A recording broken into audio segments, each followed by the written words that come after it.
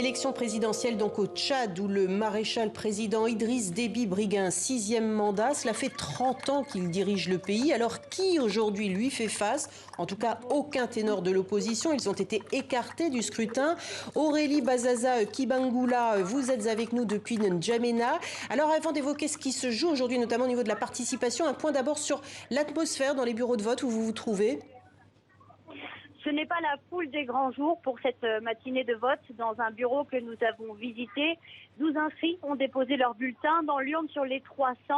Il y a beaucoup moins d'engouement qu'en 2016 aux dernières élections, a constaté l'assesseur.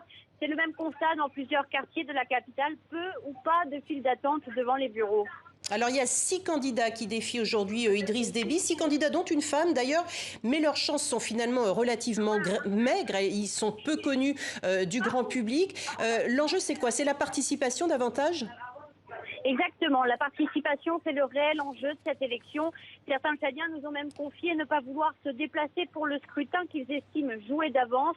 Donc opposition de camp joue gros. Une abstention record serait désastreuse, nous a confié un cadre du parti au pouvoir, pointant une crise de légitimité du président Idriss Déby Itno.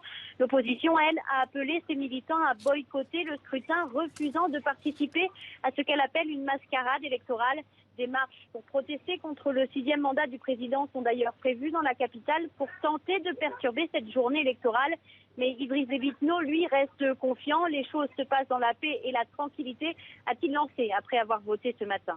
Merci beaucoup Aurélie et merci de suivre cette élection tout au long de la journée pour nous, TV5 Monde.